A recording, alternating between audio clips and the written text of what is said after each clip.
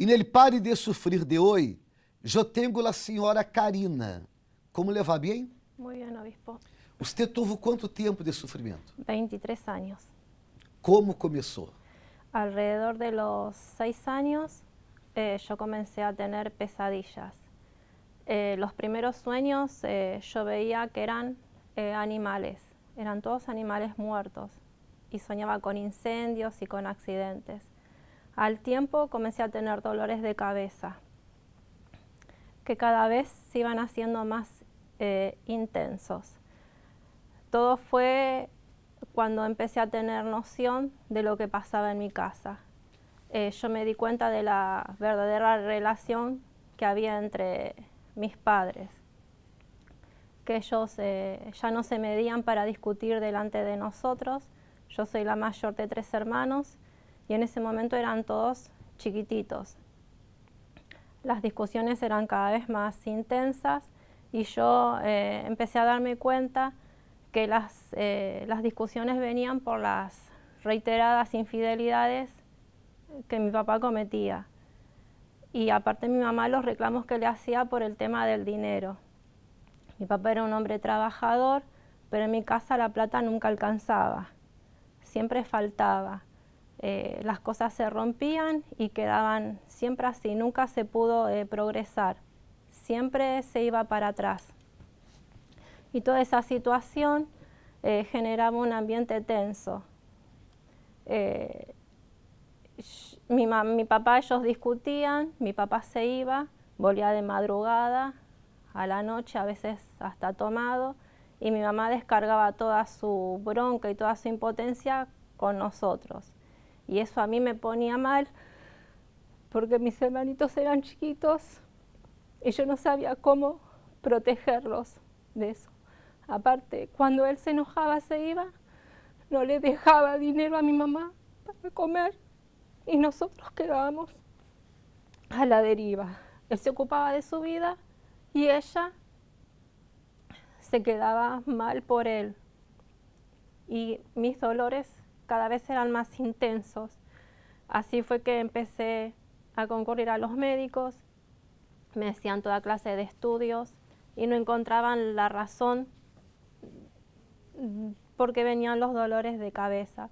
Aparte después ya me empezaban a doler los ojos, los oídos, ya tenía náuseas, vómitos, me dolían los brazos, las piernas, el estómago.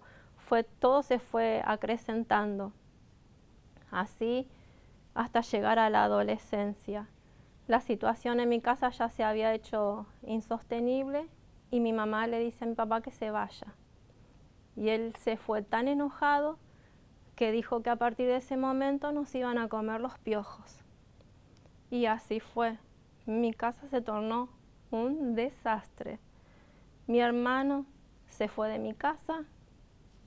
Mi hermana, la que me sigue a mí, con 15 años quedó embarazada y también se fue de mi casa. La más chica empezó a tomar, empezó a drogarse, desaparecía días, semanas, no sabíamos dónde estaba y yo estaba cada vez peor, con antidepresivos, pastillas para los nervios y la situación económica que era un desastre, porque mi papá ya había dejado de ayudarnos. Y mi mamá en ese entonces se tiró en una cama, intentó varias veces cortarse las venas y yo, como era la mayor, tenía que hacerme cargo de sostener lo que había quedado de mi familia. Entonces conseguí un trabajo, pero siempre como yo tenía problemas de salud, siempre tenía que andar poniendo excusas porque a veces no podía ir, no me podía levantar. En ese momento conocí a una persona que nos pusimos de novios y para mí fue como una salida. Yo salía del sufrimiento que tenía cuando estaba con él y yo seguía cada vez peor.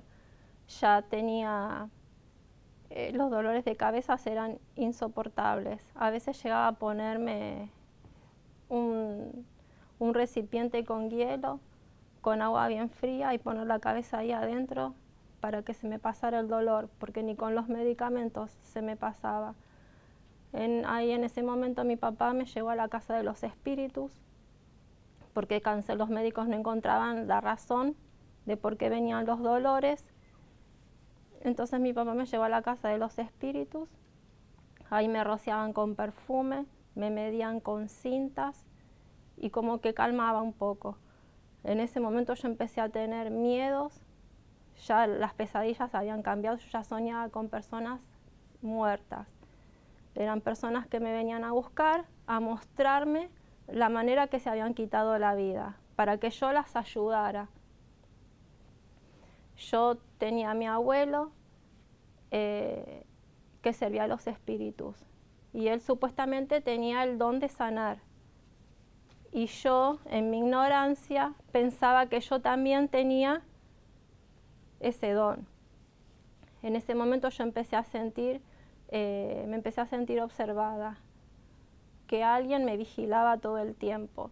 A veces en los momentos que yo quedaba sola, sentía una respiración en mi espalda y como que algo se me montaba encima. Y yo quedaba paralizada hasta que me dejaba y se iba. Por las noches tuve que poner mi cama en medio de mi habitación porque sentía que salía de las paredes. Tenía miedo de apagar la luz, porque cuando yo apagaba la luz enseguida se me sentaba en la punta de la cama y me iba subiendo por las piernas hasta que ya lo tenía montado encima. Y sentía que me clavaba las uñas en los brazos y hasta sentía que me pasaba la lengua por los brazos y por la cara.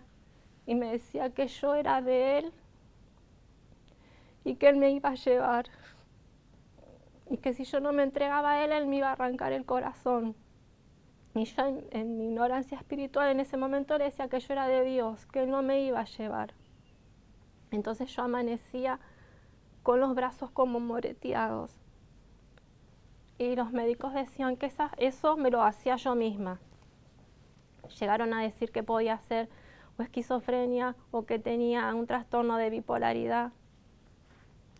El tema es que llegó un punto en que yo ya no podía distinguir la realidad de lo que yo estaba soñando. Ya no sabía si estaba despierta o estaba dormida. En ese momento mi sobrina era chiquitita y le pedía por favor a mi hermana que no la trajera, porque yo empezaba a sentir gusto a sangre en la boca. Y cuando la escuchaba que ella venía, yo me la abalanzaba encima, yo me la quería comer. Era como que me transformaba. Yo la escuchaba venir y empezaba a sentir gusto a sangre y me la quería comer. También no podía estar en contacto con nadie porque con el solo hecho de rozar a la persona o tenerla enfrente mío, sentía esa presencia que venía y me hablaba y me la pedía. Si vos me entregás a esta persona, yo te dejo en paz, no te molesto más. No podía, tenía que estar encerrada en mi habitación, me quedé sola, solamente con la compañía de mi mamá. No podía ni siquiera salir al patio de mi casa porque yo veía cómo se levantaban las baldosas del piso y salían los cuerpos de las personas. Llegué a ver con anticipación las muertes de mis familiares. Y yo, todas esas cosas, a veces me daba vergüenza contarlas ya, porque nadie me creía. A ese punto ya me decían que estaba loca y me tenían miedo. Las peores horas para mí eran las horas del mediodía, entre las 12 del mediodía y la 1 de la tarde, y a la madrugada. Entre las 2 y 3 de la mañana yo empezaba a sentir olor a perfume y empezaba a sentir miedo, era un pánico. Yo sentía que esa presencia se me venía encima y era tanta la desesperación que empezaba los gritos y los vidrios de mi casa empezaban a reventar. No podía, tuvimos que sacar los espejos y lo que quedaba sano porque no podía ver mi imagen reflejada en nada porque era algo monstruoso lo que veía. Ni en el agua podía mirarme. Estaba aterrorizada. Ya no sabían más qué hacer conmigo. Usted foi entregada a los espíritos Sí, por su papá. sí, Ponga atenção. Lo que a senhora está falando acá é ele resultado de uma vida entregada a los espíritos. Pero uno pode entregar-se não a los espíritos, sino a Deus. Porque se os resultados de uma vida entregada a los espíritos são malos, você pode ter a segurança que uma vida entregada a Deus de verdade e no altar é uma vida feliz, é uma vida bendecida. Como era a vida sentimental? Con el tiempo, al principio estaba todo lindo, todo hermoso, pero con el tiempo empecé a pasar lo mismo que pasaba con mi papá y con mi mamá.